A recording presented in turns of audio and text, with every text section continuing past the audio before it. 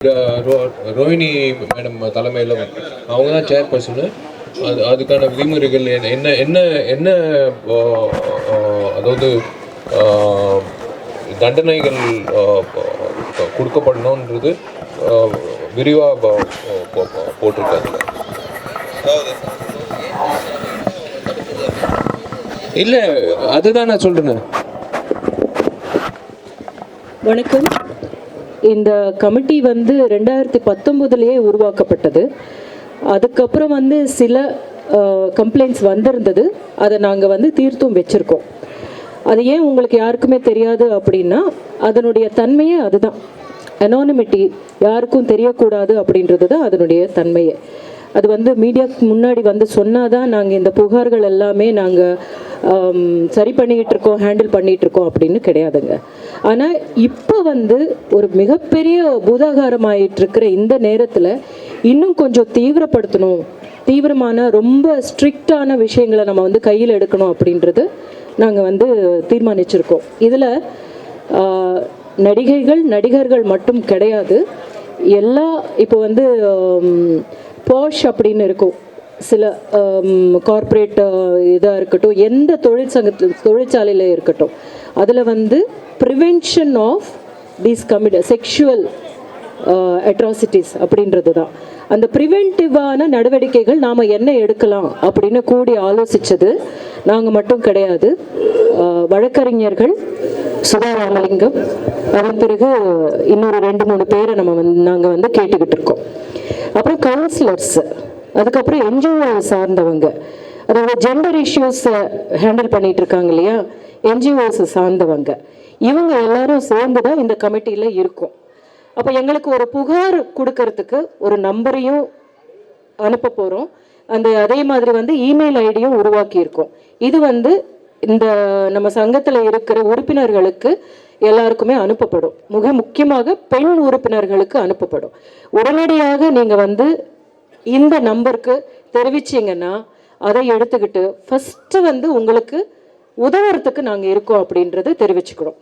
So இந்த press meet மூலமாக கூட, உங்கள் மூலமாக கூட இதை பார்த்துக்கிட்டு இருக்கிற நடிகர் சங்கத்தில் இருக்கிற பெண் உறுப்பினர்கள் அனைவருக்குமே என்னுடைய வேண்டுகோள் என்னவா இருக்குன்னா, உங்களுக்கு ஒரு குறுஞ்செய்தி வரும். அந்த நம்பருக்கோ இல்லைன்னா இமெயில் ஐடிக்கோ நீங்கள் உடனடியாக புகார் அளிக்கலாம். தைரியமாக இருங்க. உங்களை அந்த மாதிரியான ஒரு எந்த விதமான அத்துமீறலையும் நீங்கள் சகிச்சுக்க வேண்டியது இல்லை. இதன் மூலமாக நான் சொல்கிறேன். அதுக்கப்புறம் இது ஆக்ஷன் எப்படி எடுக்க போகிறோம் அப்படின்றது நாங்கள் அந்த ஒரு தீர்மானங்களில் நீங்கள் உங்களுக்கு ஏற்கனவே சொல்லியிருக்கோம். முதல்ல எங்கள் சங்கத்தின் சார்பாக ஒருத்தர் ஃபோன் பண்ணி பேசி, இப்படியான ஒரு புகார் உங்கள் மேலே வந்திருக்குங்க அப்படின்னு நம்ம பேசும்போது அவங்களுக்குள்ள ஒரு அப்பா நம்ம செய்த தப்பு அப்படின்ற ஒரு உணர்வு வரும்.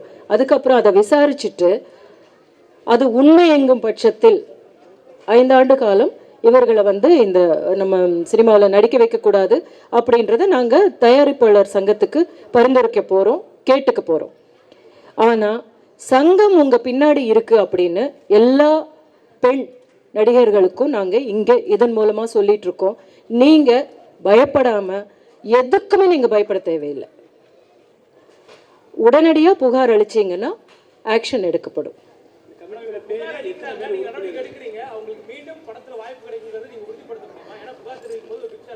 சார், அதுதான் வெளியே தெரியப்படுத்த போறது இல்லை சார். இப்போ எங்களுக்கு புகார் ஏற்கனவே வந்திருக்கு இல்லைங்களா, அந்த புகார்கள் உங்களுக்கு தெரியாது இல்லையா? இல்லை, அவங்கெல்லாம் நடிச்சுக்கிட்டே இருக்காங்க. இப்போ நிறைய பேருக்கு மேலே புகார் வந்திருக்கு. அதுக்கு நம்ம ஒன்றுமே சொல்லாமல் இருந்துட்டாலும் நம்ம அப்படி இருக்கக்கூடாது. சமூகத்தில் இருக்கிற எந்த பெண்ணும் அந்த மாதிரியான ஒரு பயத்தோடு இருக்கக்கூடாது அப்படின்றது தான். ஸோ நம்ம என்ன செய்கிறோம்னா, அவங்க எல்லாம் நடிச்சுக்கிட்டும் இருக்காங்க, புகார் அளிச்சிருக்காங்க, நம்ம ஒரு நடவடிக்கை எடுத்திருக்கோம், அவங்களுக்கு எல்லாம் சொல்லியிருக்கோம். அந்த பேர் சொல்லணுமான்னு தெரியல, வேண்டாம், பேர் சொல்ல வேண்டாம் இப்போ. அப்போ அதனால அவங்க நடிக்காம இருந்ததே கிடையாது. அதனால அதை சொல்லி பயமுறுத்த வேண்டாம் அப்படின்றத நம்மளும் சொல்ல வேண்டாம் இல்லையா?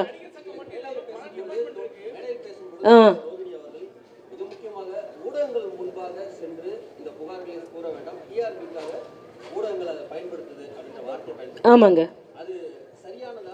இல்லை சார், நான் ஒரே ஒரு விஷயம் நான் கேட்குறேங்க, ஒரே ஒரு விஷயம். நீங்கள் கேட்ட கேள்வி எனக்கு தெரியுதுங்க. ஆ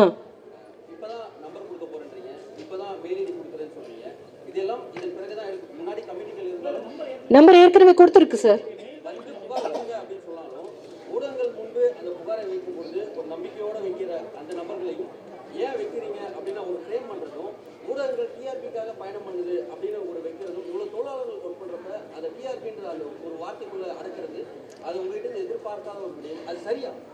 சரி, நான் இங்கே என்ன சொல்கிறேன்னா வந்து பெண்களுக்கு எதிரான இந்த மாதிரியான மீறல்களோ இந்த மாதிரியான குற்றச்சாட்டுகளோ எந்த துறையிலே வந்தாலும் பெருசுப்படுத்துறதை விட சினிமா துறையில் இருக்கிற பெண்கள் மேலே வந்திருக்கிற புகார்களையோ இல்லை அவங்களுக்கு நடந்திருக்கிறதோ இல்லையோ அப்படின்னு தெரியறதுக்கு முன்னாடியே அதை வந்து மிகப்பெரிய ஒரு பூதாகாரம் ஆக்குறதோ.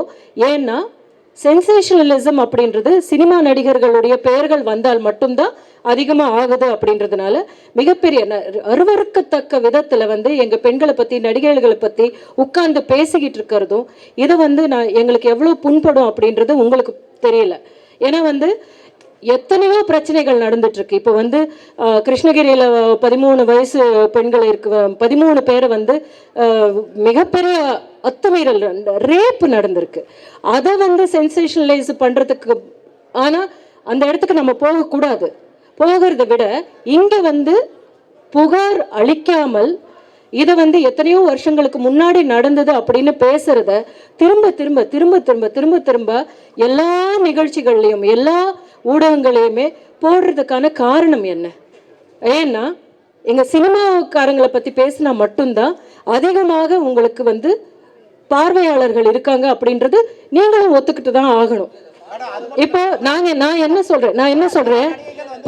என்ன சொல்றேன் இப்போ வந்து உங்ககிட்ட வந்து எந்த ஊடகத்துக்கு முன்னாடி வந்து பேசிக்கிட்டு இருக்கிறவங்க கூட அவங்க அந்த காலத்துல புகார் அளிச்சாங்களா அப்படின்னு நம்ம கேட்கணும்.